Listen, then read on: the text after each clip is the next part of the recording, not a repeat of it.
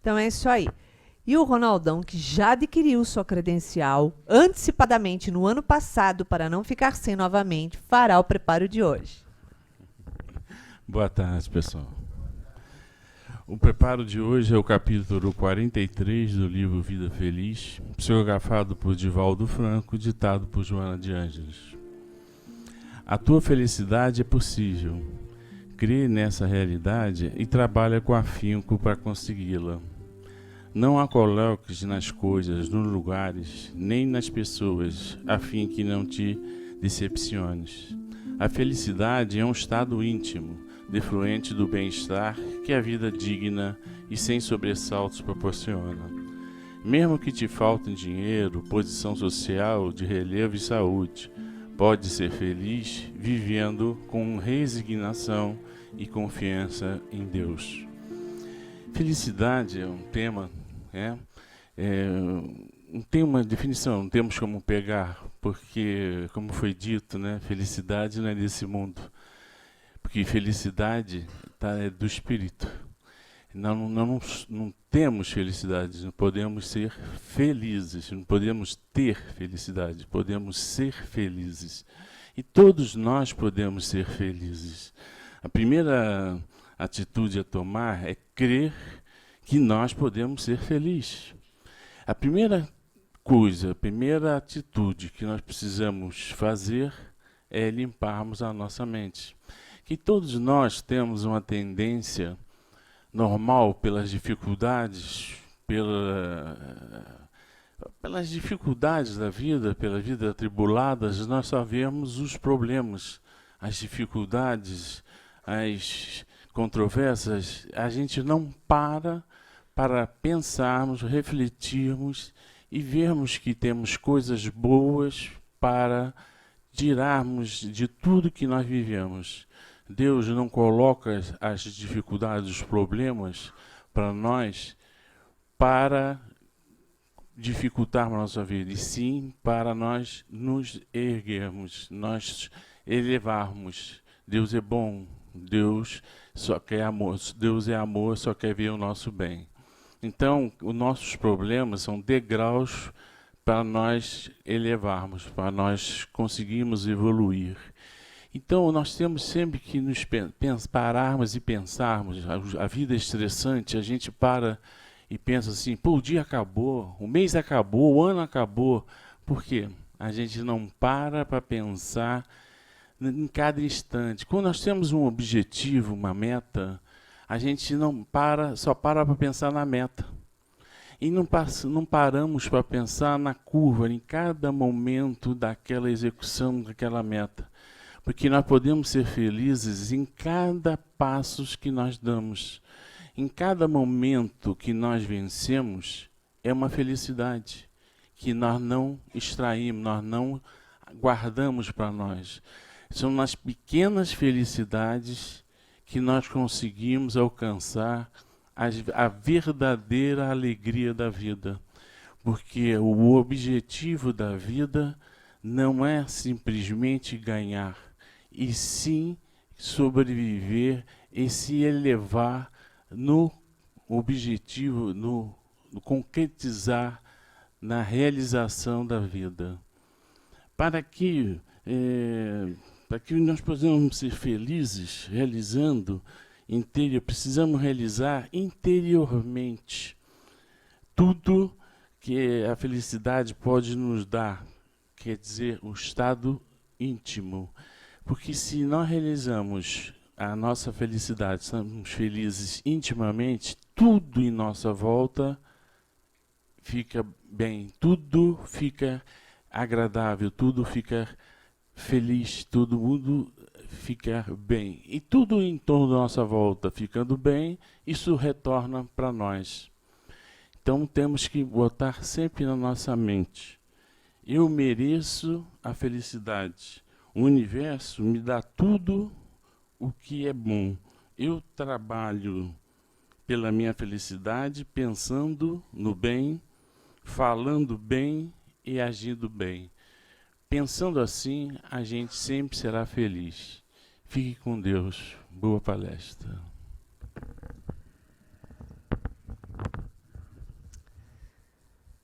Jesus, Mestre amorável, que nos acolhe nesta tarde e noite de hoje, onde buscamos encontrar a paz, pois buscamos, Senhor, a paz que existe em Ti, que também seja existente em nós. Pedimos então a lucidez para compreender os Seus ensinamentos, Seus exemplos, e também a Joana de Ângeles, nossa mentora querida e amorosa, que com a sua doçura, a sua inspiração, a sua vivência junto do Cristo, envolva carinhosamente o Luiz Mário, trabalhador da casa, nos estudos que ele preparou para a tarde de hoje. Graças a Deus.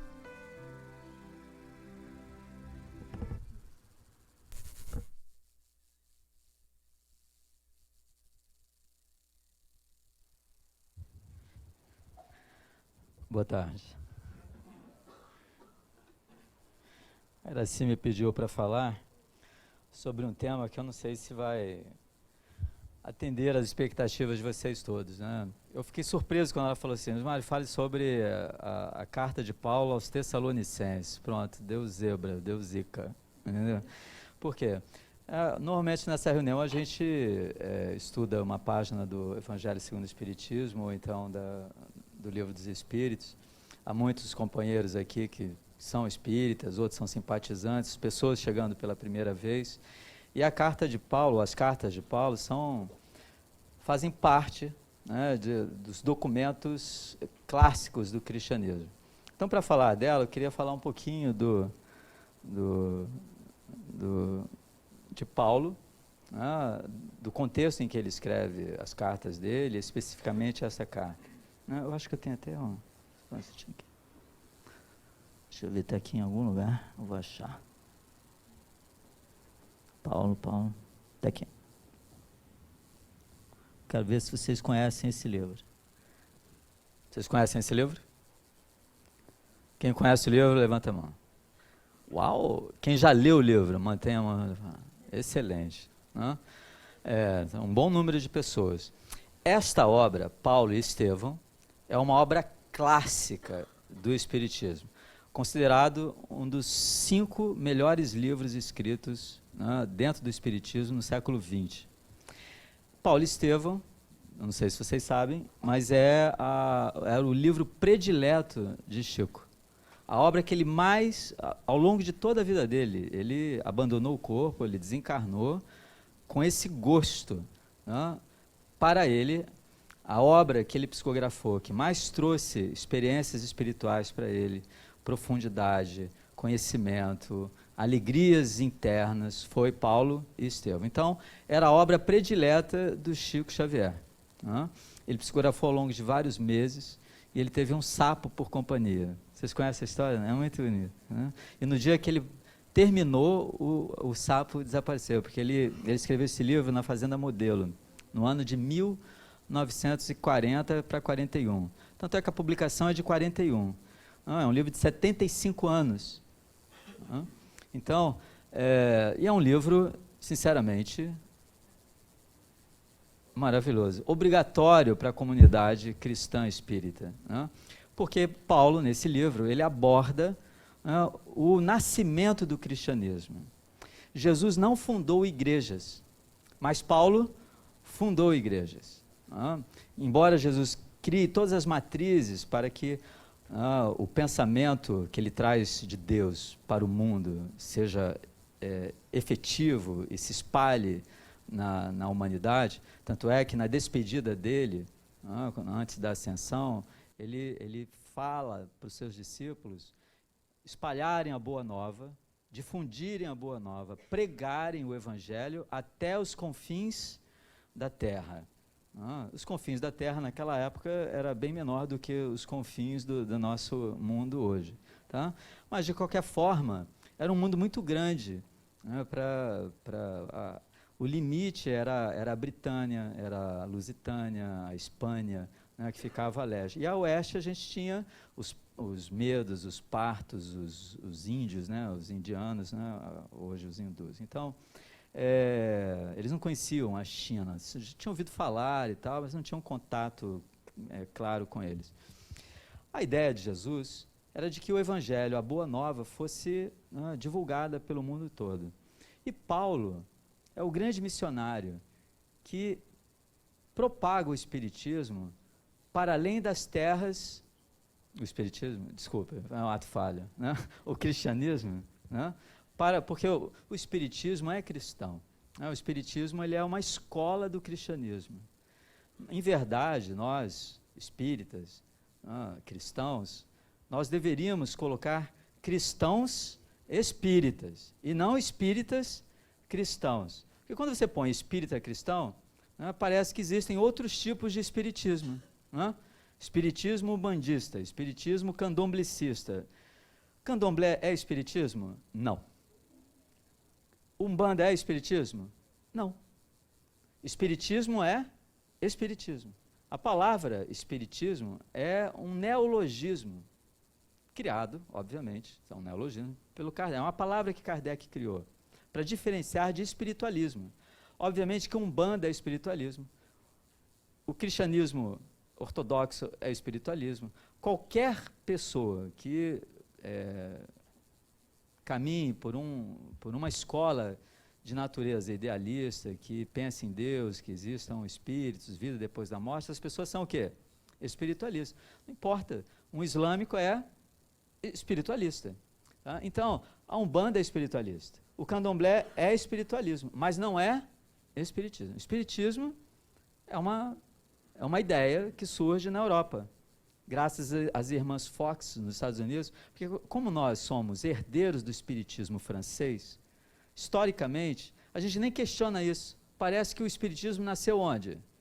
Na França, mas creio, o espiritismo nasceu nos Estados Unidos, né? Em Hydesville, com as irmãs Fox, né? 3 meninas fantásticas, médiuns fantásticas, que localizam aqui, mediunizadas, né? Um cacheiro viajante, o espírito de um homem, né? Deu uma mensagem de que ele tinha sido morto na casa em que elas estavam e que o cadáver dele estava emparedado. Elas quebraram a parede e o cadáver estava lá. Né? É assim que começa a história toda. Aquilo se divulga nos Estados Unidos, atravessa o Atlântico, chega na Alemanha, vai para a Inglaterra e da Inglaterra chega à França. Né? Chega à França no início dos anos 50, 1850. Kardec toma contato com as mesas girantes em 1953, 54. Né? E ele publica o Livro dos Espíritos em 57. Quer dizer, de 55 para 57, quando ele entra em contato, ele ouve falar em 53, 54 e vai à primeira reunião em 55. A partir dali ele cria, inclusive a palavra espiritismo.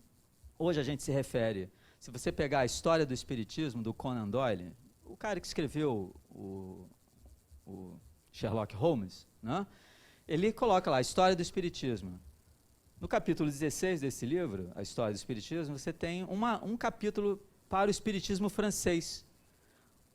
Você veja que, como o inglês não gosta de francês, né? Igual o brasileiro com o argentino e vice-versa. Né?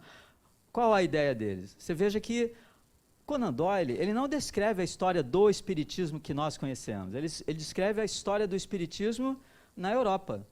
Então a palavra espiritismo, ela designa uma doutrina, especificamente aqui para a gente, né, que Kardec bolou através do Livro dos Espíritos. Ele foi compilando as respostas dos espíritos a quem ele perguntava, né, como um filósofo, e foi colhendo informações aqui, ali, usando médiuns fidedignos, e ele conseguiu elaborar uma filosofia sistemática, com metafísica, com moral, com todos os problemas que qualquer filosofia sistêmica ou sistemática aborda, que são filosofias de fôlego, porque você tem que dar explicação para o surgimento do mundo, a manutenção, explicar como as coisas existem, por que não existem, de onde elas vêm, quem faz, o que é a moral, justificar o ato moral de uma pessoa. É muito complicado você construir uma filosofia sistemática. O século XX, os filósofos do século XX abandonaram a pretensão de fazer uma filosofia sistemática que explicasse tudo. Tá? Então, Kardec é um dos últimos filósofos sistemáticos, só que ele se utiliza de uma fonte, que são os espíritos, para criar um entendimento sobre o mundo. Né? Então, o espiritismo né, é europeu. Então, Umbanda não é espiritismo. Eles usam a mediunidade. Mas os protestantes não usam mediunidade? Liga a televisão para tu ver lá. O cara fazendo um trabalho de desobsessão, né, em plena televisão, que ele vai chamar de exorcismo. Ele vai dizer que está exorcizando um demônio, mas aquilo é um fenômeno mediúnico de uma pessoa em transe e ele está, em verdade, atuando sobre um espírito que está se manifestando ali. Então, o protestante tem mediunidade? Mediunidade não pertence a uma religião. Mediunidade é orgânica e pertence à humanidade. Os espíritos falam uma coisa muito legal, assim, você pode destruir todos os livros espíritas, mas você não destruirá quem? Os espíritos. E nem os médiuns. Eles escrevem tudo de novo. Olha só, coisa chata, entendeu? Então não tem como fugir da coisa. Então, o Paulo, né, ele é um divulgador. Paulo era um homem, assim, eu tenho até que horas, eu sempre esqueço. Vocês... Vamos lá, deixa eu chegar. Tá? Paulo era um homem desassombrado, muito vigoroso, inteligente, culto, cara esperto, sagaz. Paulo é uma figura muito interessante. Paulo, ele era, o grupo étnico dele, a etnia dele era hebreia, ele era um judeu, tá? Porque a palavra judeu vem quando todas as tribos desaparecem e só permanece a tribo de Judá. Aí os hebreus passam a ser conhecidos como judeus. Tá? Então, Paulo é um israelita, ele é um hebreu judeu, da tribo de Benjamim. E ele, a tradição da família dele, os ascendentes dele. Paulo foi criado na cidade de Tarso, em Capadócia. Tá? Então, a cidade de Tarso era uma cidade universitária. Embora ficasse na Ásia Menor, era uma cidade universitária. Muitos filósofos de Atenas, ou de Roma, filósofos gregos e latinos, por uma questão de dinheiro, de sobrevivência, migraram para a cidade de Tarso. Paulo nasce em Tarso, no ano 5 depois de Cristo. Porque esse livro, além de ser uma história maravilhosa, ele traz N informações. Uma delas, quando você faz os cálculos adequados, é que Paulo nasceu no ano 5 da Era Comum, que agora é politicamente correto falar em antes da Era Comum e a Era Comum. Não tem mais depois do Cristo e antes do Cristo, porque os não cristãos começaram a brigar por causa disso. Né? Mas como A é C antes da Era Comum, antes da Era Cristã e Era Cristã. No fundo, a gente pode brincar com as coisas sempre, né? Só para irritar os politicamente corretos. Então, Paulo nasce no ano 5 da Era Cristã, da Era Comum. Da Era Comum. E Jesus nasceu no ano 7 antes da Era Comum. Porque Dionísio, o Pequeno, um monge, quando foi fazer os cálculos do nascimento de Jesus, utilizando o calendário gregoriano, errou em 7 anos. É óbvio que Jesus nasceu antes do que é determinado, porque Herodes manda matar as crianças até 2 anos. Você tem o censo, e você tem algumas conjunções, né, que se reportam à estrela. E Herodes, que mandou matar as crianças, morreu no ano 4 antes da Era Comum. Quer dizer, ele morreu antes de mandar matar já as crianças. Então, não tem sentido. Obviamente que Jesus nasceu no ano 7, na pior das hipóteses, no ano 6 antes da Era Comum. Certo? Então, vocês vejam que Jesus não tinha 33 anos quando ele foi crucificado. Ele era um senhor. Por isso que nos evangelhos, ele diz assim, mas ele nem tem 50 anos. Né? Jesus tinha 37 anos, talvez 38, quando ele abandonou o corpo. Eu tenho uma amiga que é libanesa, e lá eles não marcam o dia que você nasce, eles marcam a estação que você nasce, não é verdade? E Jesus nasceu na estação, né, da primavera no hemisfério norte. Pode ter sido maio, pode ter sido abril, porque o gado, né, estava assim, ao relento. Imagina você no inverno do hemisfério norte, você ter suas ovelhas morrendo de frio lá fora. Não, estava tudo lá fora, então é porque realmente era abril ou maio que ele apareceu no mundo. Então, Paulo, né, quando ele se converte, nós estamos no ano, segundo o que Emmanuel declara no livro, no ano 30, deixa eu ver aqui, 34, 35 é a conversão de Paulo. Né? Paulo está com 30 anos de idade, certo? Então, vocês vejam, entre o ano 30 e 35, quando há a conversão de Paulo na estrada de Damasco, e o desencarne dele no ano 67 em Roma, na Via Óstia, executado, decapitado, nós temos 32 anos de trabalho dentro da propagação do Evangelho. Desses 32 anos, Paulo ficou 6 anos em retiro, no oásis de Dan, no meio do deserto, e nas montanhas, ali perto de Damasco, né, em solidão, praticamente em solidão, orando, meditando, né, entrando em contato com as forças transcendentais da vida. 32 menos 6 vai dar quanto? 26 anos de propagação do trabalho no Evangelho. O fato é que, em 32 anos de atividade dentro do cristianismo, desde a sua conversão até a sua desencarnação, Paulo é um apóstolo, Paulo é um homem iluminado, Paulo é um homem que superou todos os seus erros do passado, eliminou todos eles, porque quando ele abandona o corpo, ele é recebido pelo próprio Senhor Jesus. Não é verdade?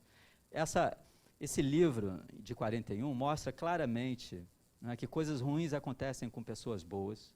Né? Você pode até dizer que Paulo tinha problemas kármicos do passado, mas você não pode dizer que Jesus tivesse problemas kármicos no passado. Não é verdade? Então, coisas ruins acontecem com pessoas boas, sem que elas tenham nenhuma responsabilidade sobre aquilo, acontece. Aconteceu com Jesus, pode acontecer com você. Mas a gente tem a tendência de achar que sempre existe uma explicação de um erro seu para um problema presente. Nem sempre é assim. Pode ser assim, mas não necessariamente. Tá certo? É uma lógica que a gente tem que aplicar. E Paulo, né, é um homem que fez muitas maldades. Mas as maldades de Paulo eram para defender o judaísmo, defender a Tanakh, a tradição dos seus antepassados, dos patriarcas, né, de Israel, né, que deixaram todos os documentos, porque na época, hoje você pega a Tanakh dos judeus, né, que são a Torá, são os profetas e os escritos, esses 3 livros, que fecham 66 livros deles, eles não eram organizados como são organizados hoje. Era espaço, não tinha um cânon, como nós também temos o nosso cânon formado depois de Jesus, né? Porque toda a documentação que surgiu depois de Jesus. Jesus escreveu alguma coisa? Deixou algum livro? Não escreveu nada, só no chão do templo. Fora isso, Jesus não escreveu. Então, foram seus discípulos que escreveram. E Paulo foi o primeiro cristão que deixou um documento escrito para a humanidade cristã. Ou seja, e o cristianismo vai ser conhecido como a religião do livro, porque as comunidades cristãs, elas vão se comunicar através de quê, inicialmente? De cartas. Tá? Então, nesse livro, no capítulo 7, da segunda parte, nós temos as epístolas, é o título do capítulo. E ali, Emmanuel nos declara como Paulo concebeu a ideia das epístolas. Não foi de Paulo a ideia das epístolas. Por quê? Paulo estava em Corinto, ele estava angustiado, muito angustiado com as coisas que estavam acontecendo.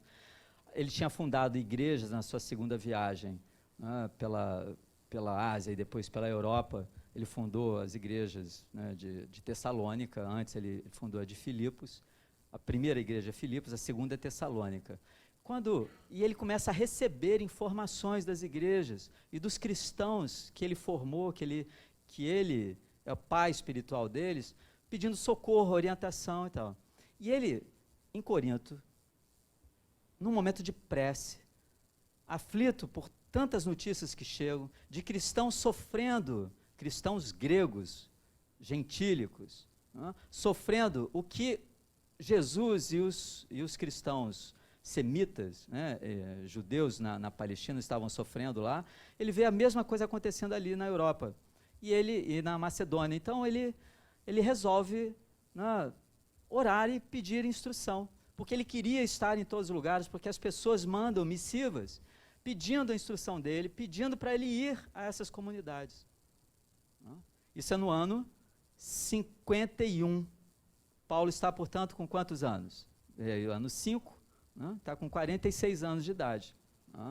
Então, esse livro, e isso é uma coisa legal da gente falar, porque esse livro foi publicado em 1941. Em 1941 não havia uma ideia clara de qual teria sido a primeira epístola que Paulo teria escrito.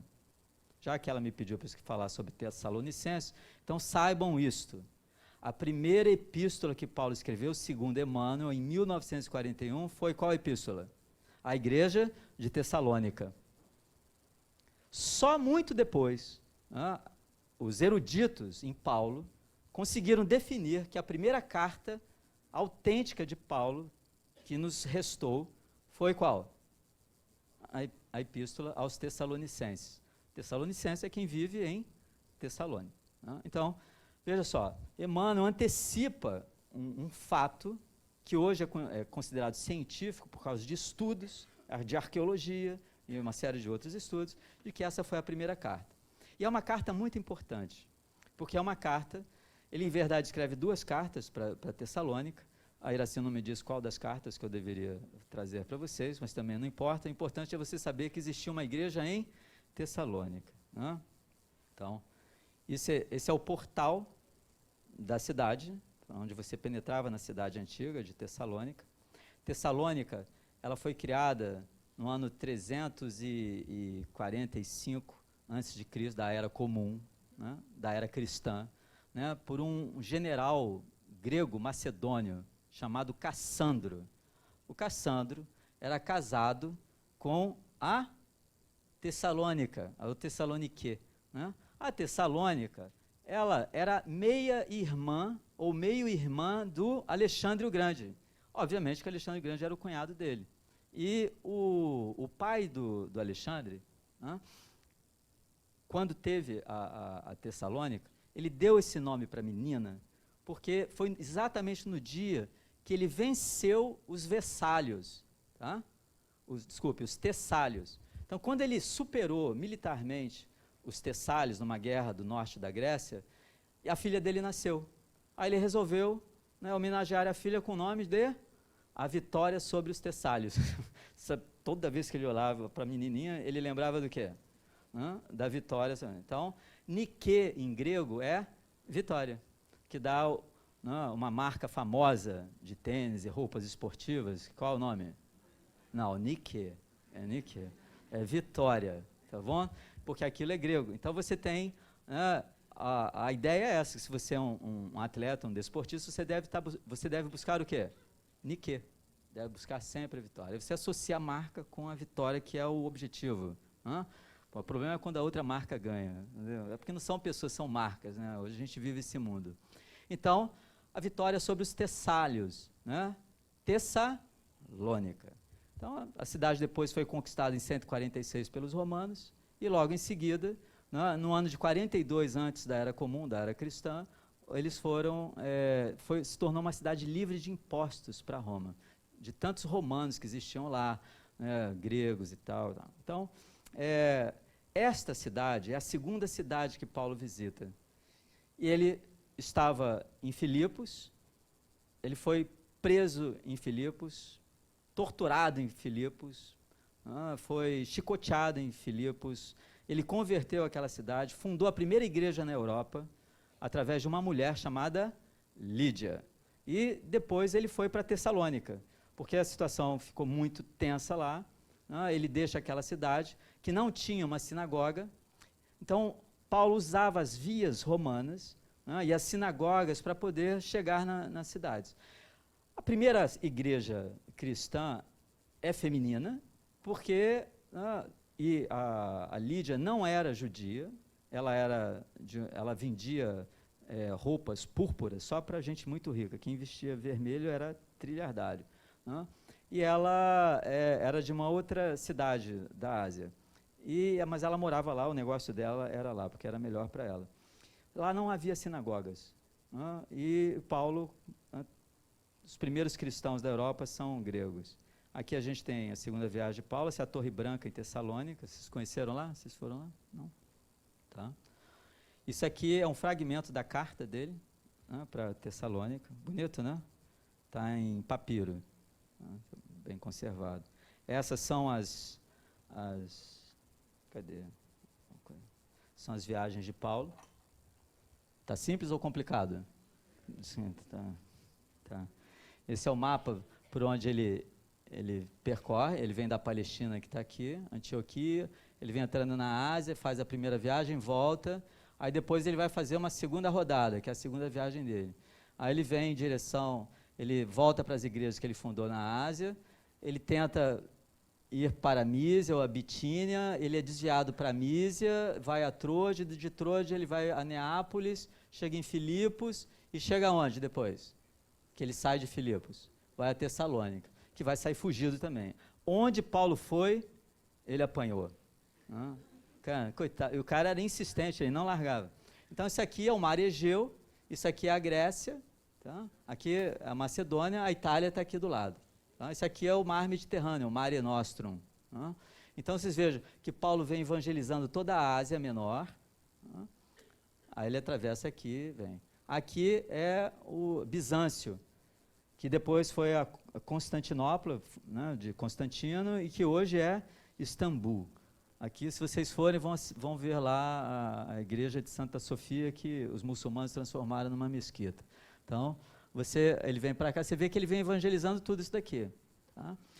De Tessalônica, ele vai a Atenas, e de Atenas ele vem aonde? A Corinto. Atenas está aqui, Corinto está aqui, Esparta fica aqui. Então, aqueles navios espartanos naquele filme é uma coisa muito esquisita. Né? Pô, Esparta ficava no meio do território da Acaia. Quando você abrir Paulo e Estevão, você vai ouvir falar da Acaia, tá vendo? Ó, a Acaia. É todo esse território grego que está no sul da Macedônia, que eles tinham conquistado os gregos. Então, vamos lá. Essa é a segunda viagem de Paulo. Está vendo? Ele vai a Troade, que é onde era Troia, Anfípolis, aí ele vai a Filipos, passa por Anfípolis e vai para Tessalônica. De Tessalônica ele vai a Bereia, de Bereia a Atenas e Corinto. Fica 1 ano e meio aqui. E é daqui que ele vai escrever a carta para Tessalônica, tá bom? É isso. Por que essa carta é importante? Porque é a primeira carta que Paulo escreve.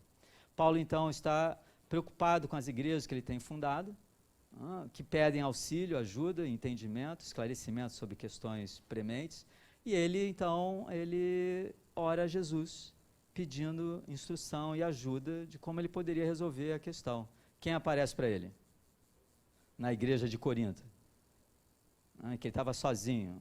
Prisca e Áquila não estavam lá, ele estava sozinho, de madrugada, ele passava as madrugadas orando, a gente passa assistindo o Jô Soares, sei lá mais quem, entendeu? E assistindo filme de terror, outros filmes, e Paulo ficava fazendo o quê?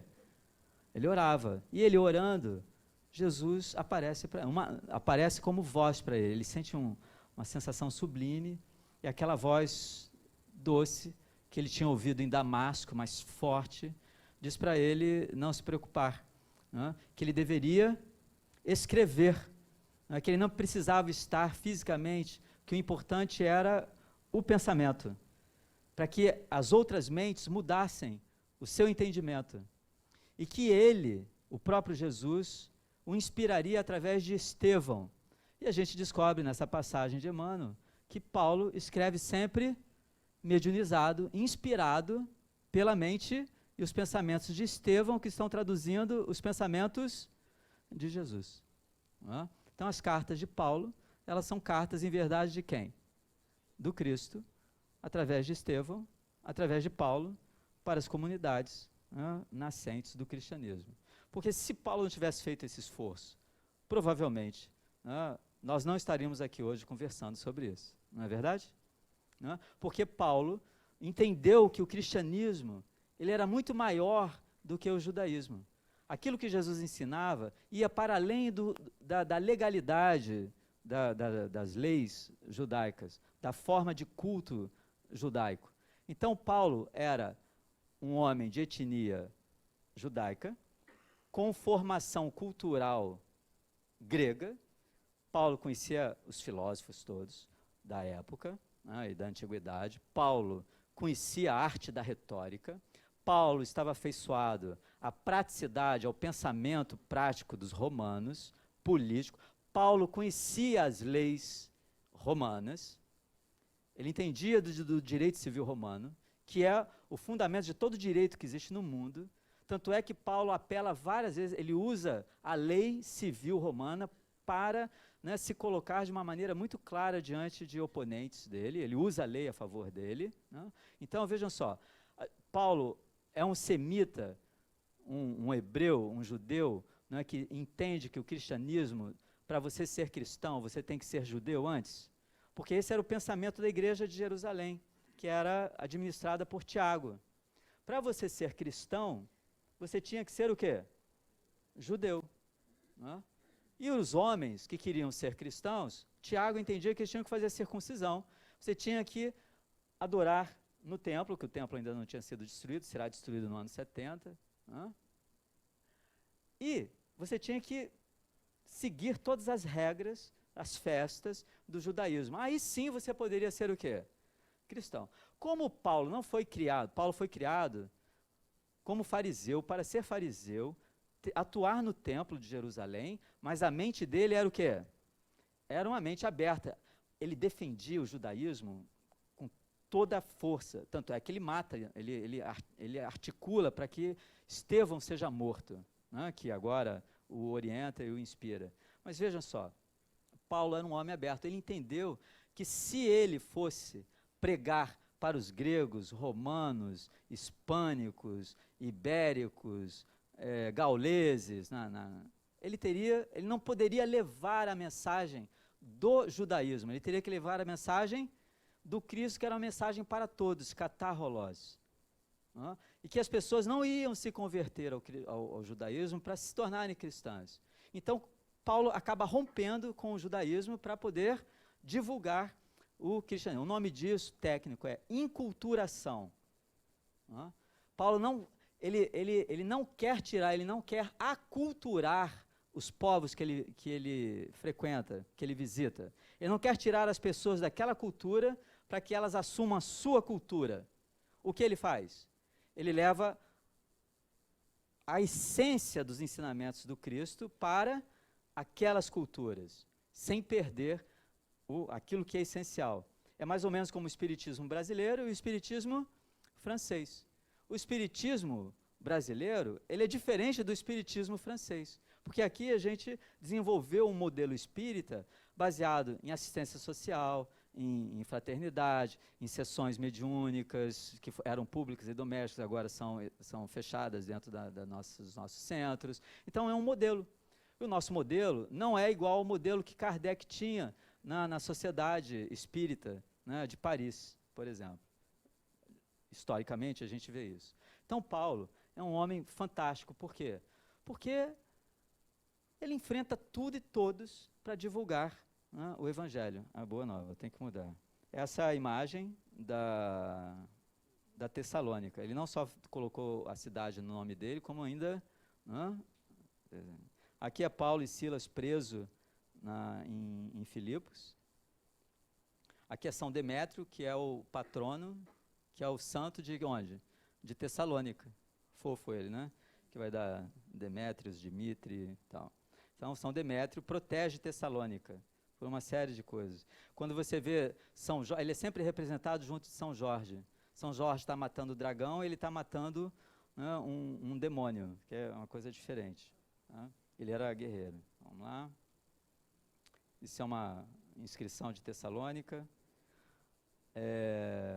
Aqui eram os banhos, em cima isso é uma escavação arqueológica dos banhos romanos, em cima dela foi construída a igreja de São Demétrio. Tá? Isso é a Via Ignácia, ou Inácia, né, que cruzava o norte inteiro da Grécia, que ligava a Itália aonde? Até a Ásia Menor, passando ali por Filipos, tá? E Tessalônica e Filipos. O estágio, onde Paulo, né, o teatro onde Paulo falou, a Torre Branca, que é um marco cristão da cidade. Lindo. Um dia vocês vão lá. Que tal? Vale a pena visitar, né? Paulo pregando um bico de pena do rei, né? Pregando para os tessalonicenses. Né? Isso é uma ideia sobre Paulo. Você vê que Paulo era um pouco careca, todo mundo diz isso, até o Emmanuel fala isso. Viu? A gente não precisa disfarçar, assim, ninguém, tá tranquilo? Tá bom, então? Tô brincando com você. Não, você não disfarça, né? Tá bom. Paulo era careca, a gente pode ser careca. Tá bom? Tá bom, então. Obviamente que ele é tão surrado, apanha tanto, que ele vai, né, ficando mais velho, ao quebrado. Você pega uma distinta senhora da Barra, que se trata, né, que não sofre trabalhos forçados e pesados, que frequenta academias e esse lugar onde as meninas vão e se penteiam. Né? Isso. Essas coisas todas. E compara com uma senhora da mesma idade, que mora no morro, que nasceu no morro, que trabalha, que fica 3 horas, 4 horas no trânsito, que dá dura. Quando você olha uma para a outra, você diz que elas não têm a mesma idade. Né? Então, Paulo foi, apesar dele ser um homem velho para a idade, porque a expectativa de vida na época dele era de 30 anos, ele abandona o corpo com 60 ele foi em 67, 62 anos de idade, ele estava quebrado. Imagina um cara cheio de cicatriz, osso quebrado, esse era o Paulo. Então Emmanuel diz que os traços de asceta, né, de um monge asceta, vão sulcando o Paulo. Você olhava para o Paulo, você tinha vontade de ajoelhar, de tanta santidade que aparecia dele. Tá? Então Paulo pregando, são ícones muito antigos, olha, representando Paulo.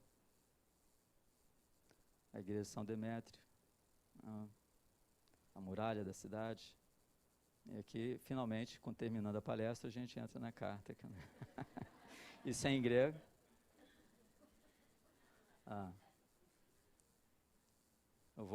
Eu tenho 5 minutos, eu vou para onde eu quero, então. Capítulo 4. Deixa eu pegar aqui, que eu vou mais rápido. Perdoem, eu troquei de óculos. Eu botei lente, eu preciso de óculos para ler de perto. Aí eu tiro a lente, eu preciso de óculos para ver de longe. É uma miséria. Velhice, cara, é horrível. Né? Aqui. Oi.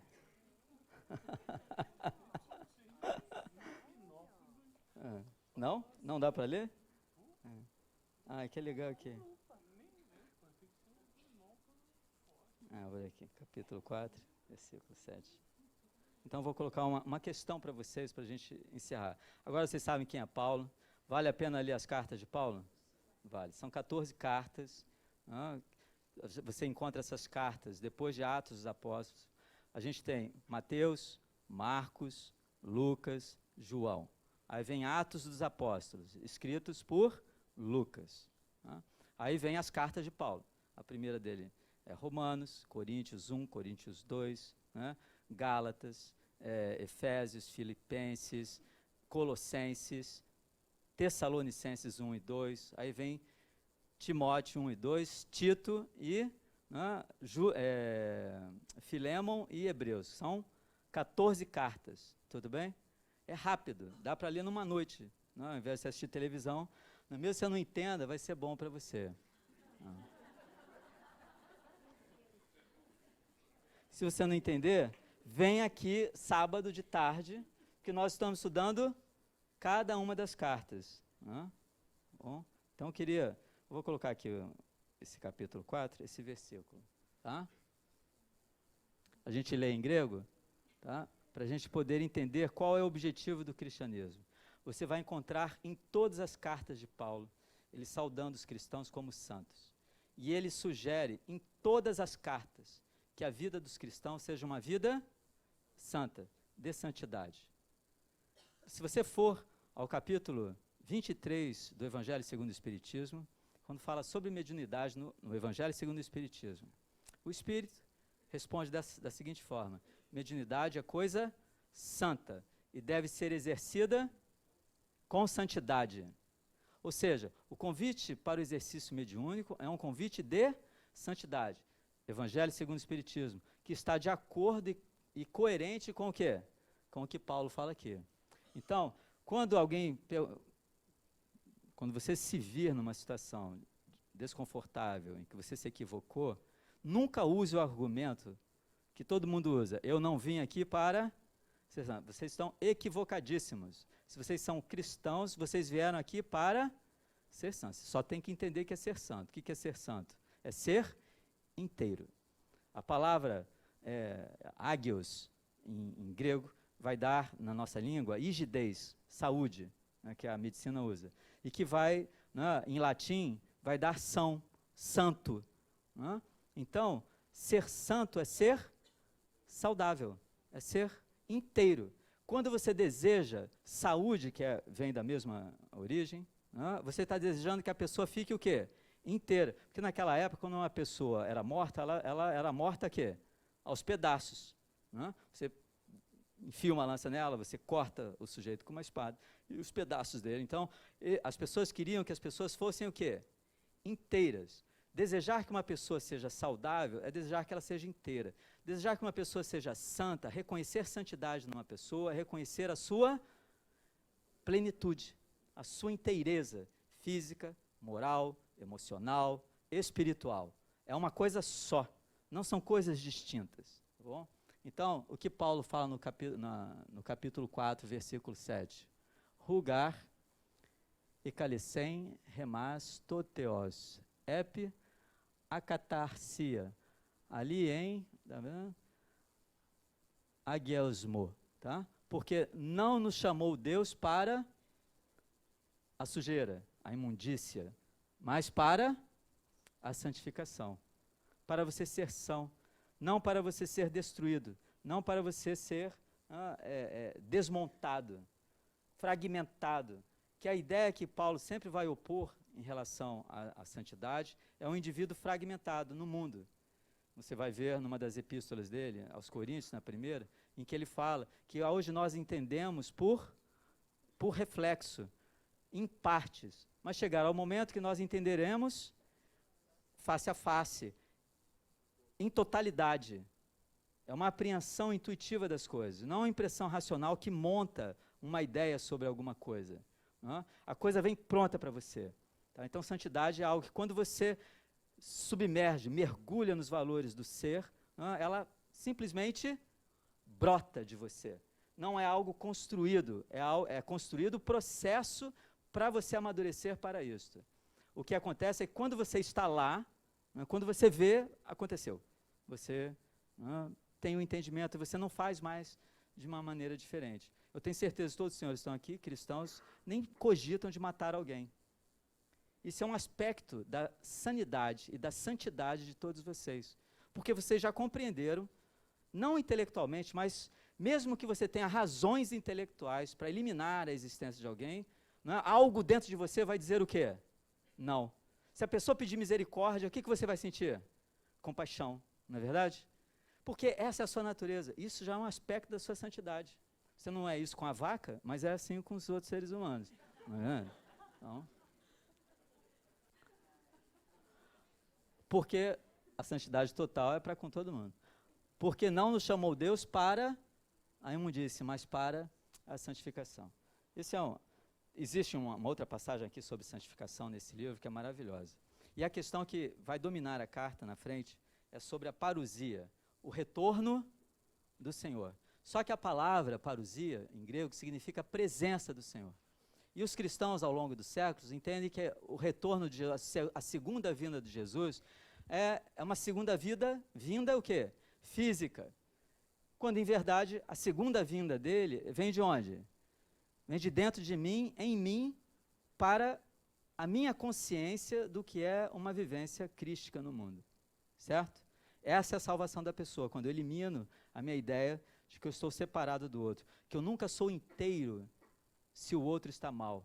Eu nunca sou inteiro e são e santo se eu vejo o outro separado, distante, diferente de mim. Se você entender isso, você entendeu todas as cartas de Paulo que traduzem o pensamento profundo de Jesus acerca do que é o amor e do que é a sabedoria. Muita paz para vocês.